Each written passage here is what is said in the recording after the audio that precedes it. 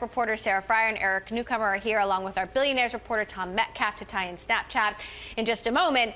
So we've come a long way in just a week. You know, at the beginning of the week, you have Mark Zuckerberg denying that Facebook had anything to do with the outcome. At the end of the week, you had President Obama talking about fake news running rampant on the site. Sarah, is there any indication from what you're hearing from within Facebook that Mark Zuckerberg is changing his mind? I think that Zuckerberg is ultimately going to want to do what's best for the user experience. And in the past, they've actually polled their users, and the users don't like being misled by what they see on Facebook. So even if it's 1% of the news that's fake, and some people suggest it might be more than that, people don't want that, and actually it doesn't create a brand safe environment for Facebook. So internally, yes, there are people who are telling Zuckerberg, you need to take more responsibility for this. I think Zuckerberg, I haven't heard about his opinions recently, but he seems to be holding fast to the notion that he's not responsible in public. Yeah, there are reports that employees within the organization are horrified and going rogue. Protesting, and, having groups where they... Yeah, and people have talked to me too, current and former employees, about ways that they think of solving this problem that they just really wish could be implemented in a stricter way. And Facebook has tried to solve the fake news problem in the past. What's even more troubling right now is there's a lot more than just fake news. It's like propaganda sites that are getting spread. And I would sort of quibble with him talking about the quantity of news versus what the fake news actually is. When you have a story about the Pope endorsing Donald Trump that is completely untrue and has a major impact on the news cycle, at least for a time, that's a very important 1%, isn't it? And 1% on Facebook's a ton of content. It's a lot. It's a lot. Right? I mean, a lot of Facebook isn't news. So if you're,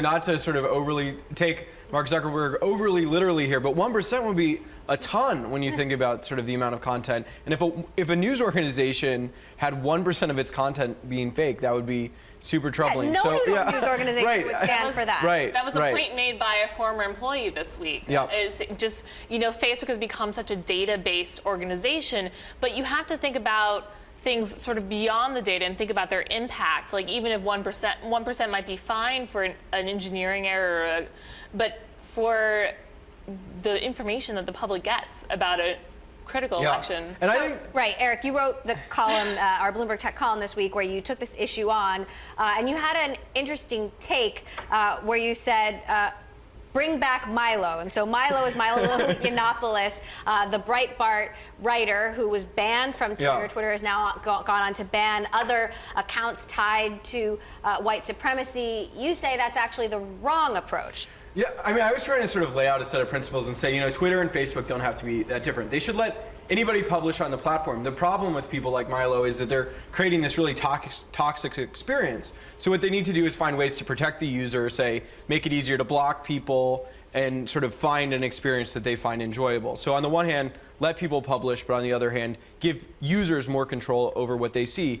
Facebook does a great job of that because they curate everything. Twitter does a terrible job of that because it's a totally sort of Wild West. Eric, I wanna just push back. What, you disagree? So let's do it. These social networks are not government organizations. Yep. They're not beholden to free speech regulations, right?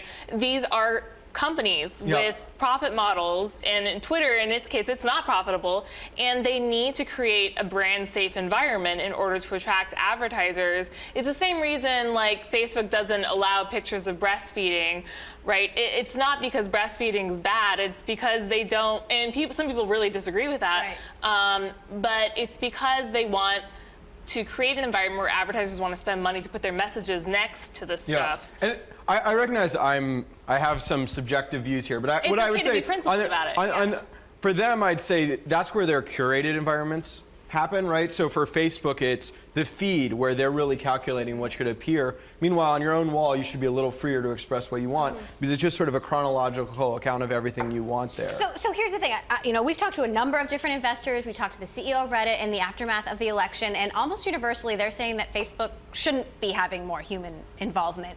The idea is that perhaps human editors or human curators, more human intervention could have prevented things like this, which runs counter to Mark's claim that we're a tech company, we are not a media company. I think either way, however they want to solve it, it's going to be a human solution, right? These algorithms are built by people. Their preferences are fundamentally driven by the values and principles of their employees. So to say, oh, should people solve it or should algorithms solve it? It's the same people. It's People just make the when they get algorithms. off the train. They're building the tracks. It's when they let the decision get made by a machine.